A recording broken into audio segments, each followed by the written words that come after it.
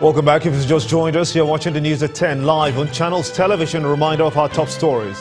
President Muhammadu Buhari and his U.S. counterpart agreed to step up fight against terrorism as both leaders meet in the White House. President Trump confirms sale of 12 Tucano fighter aircrafts to Nigeria.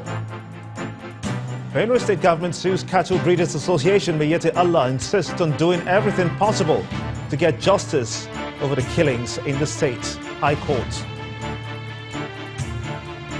High Court in Lagos sentences senior advocate of Nigeria, Joseph Wobike, to 1 month in prison for attempted perversion of justice. Mr. Wobike files notice of appeal. And at least 9 journalists among those killed in Afghanistan's explosions. Islamic State claims responsibility for attacks.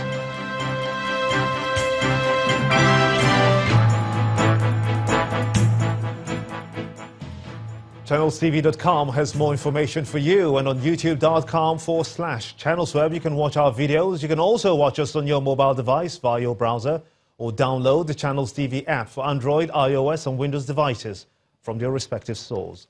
Besides giving you access to news and updates on the go, the Channels TV and Channels 24 app have an Eyewitness feature that you can use to share those pictures, videos or news of happenings around you. Just install the app, then tap and swipe to reveal the menu and follow the instructions.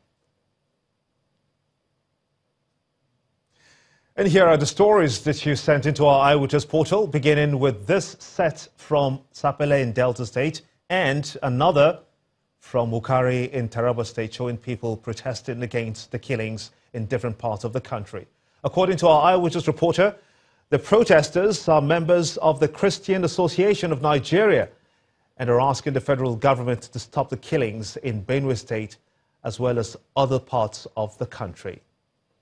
Well, next is this set of images from Rijau in Niger State showing the structures our Eyewitness says houses the Kakita Primary School.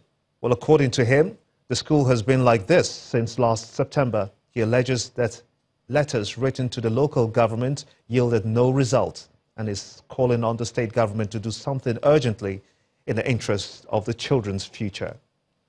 And finally is this image from Ikorodu area here in Lagos showing these people whom our Eyewitness reporter describes as commuters waiting for the rapid transit buses. He bemoans the stress commuters have to go through before getting to their destination. He calls on the state governments to intervene. We do sincerely thank you for sending in these pictures as we ask that you keep them coming.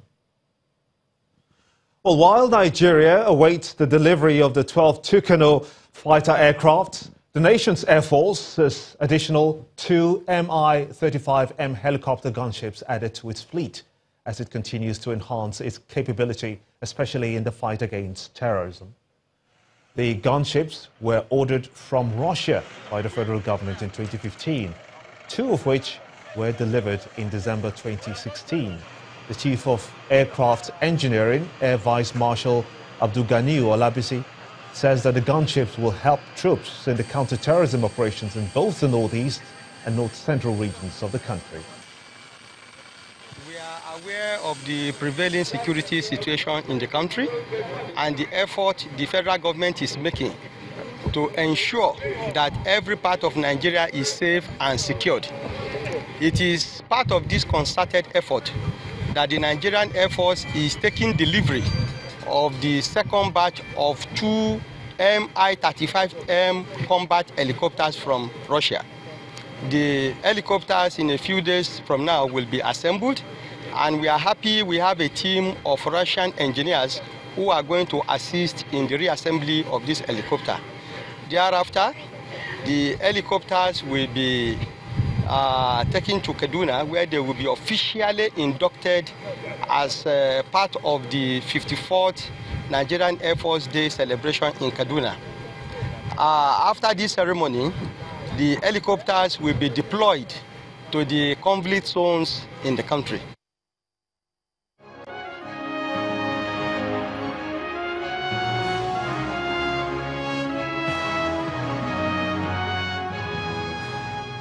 Today marks the 4th year of advocacy by the Bring Back Our Girls group. The group has been demanding the release of the kidnapped Chibok girls since the abduction in 2014 from their dormitory at Girls Secondary School Chibok, Borno State. The group took the opportunity to renew their commitment to campaign for the release of the kidnapped girls despite the challenges they faced over the years. Its co-convener, Dr. Obi Ezekwesili, while speaking to journalists, said that the President Muhammadu Buhari's administration is playing the same card played by the Goodluck Jonathan administration, and stated that even after all the girls are brought back, the advocacy will continue as one that champions the cause of the girl child in Nigeria. Kayla Megwa now reports. That are gathered here today. 30th of April 2014, 16 days after 276 female students from the government girls' secondary school Chibok were kidnapped, was the very first gathering of the group known worldwide today as the Bring Back Our Girls group. We are saying, bring back our girls now and alive. It has been a tumultuous 4 years. However, the group's advocacy has yielded some results. So far, 107 girls have been brought back, and the group says its constant demands ensured the issue remained at the forefront of national discourse, and that pressure had caused the government to action. When people are not able to stand up to scrutiny, they must find the reason why the ones asking them to be accountable are not qualified to ask them. But we're not bothered by this. We have stood the test of time. 4 years of consistent advocacy, daily advocacy. You in the media know that every day at this unity fountain, members of our movement are sitting, demanding for rescue of our Chibok girls. We have nothing to defend. The government has everything to defend. Speaking at the event, human rights activist Chidi Odin-Kalu spoke about the underlying issues, such as poverty and the ripple effect of these abductions on the country. Our police officers are being owed for 2 months. When you owe a policeman for 2 months and you tell him to come and kill me, he will kill me very happily if it means he will get another 5 naira. Impoverishment is a means of control. And as I also said here, it violates the requirement in section 1723 of our constitution that governmental actions shall be humane. This is the longest an advocacy has stayed consistent in Nigeria's history. And of course, it has yielded a lot of results. 107 brought back, 112 girls still missing. The Bring Back Our Girls group insists that they will continue to sit out here every single day until every single one of the Chibok girls is brought back and alive. Kayla Megwa, Channels Television News.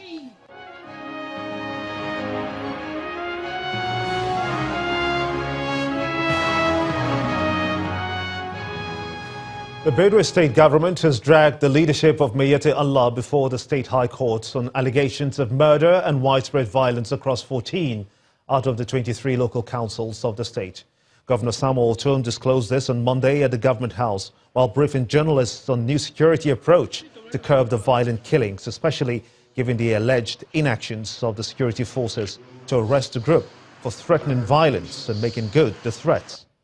The Benue state government has since July 2017 petitioned the Inspector General of Police, the Director of the Department of State Services and the federal government to arrest the President of Mayete Allah, Mr. Abdullahi Bodijo, and his Secretary, Al-Hassan Saleh, who anchored the threat during the group's press conference held in June 2017, but no efforts at inviting them for questioning ever since.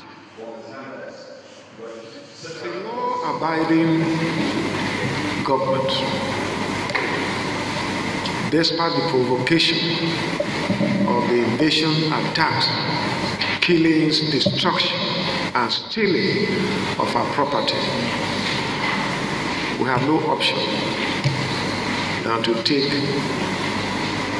Mayete Allah and this leadership to court of law so that we can have justice, so that these people will be apprehended and prosecuted according to the law.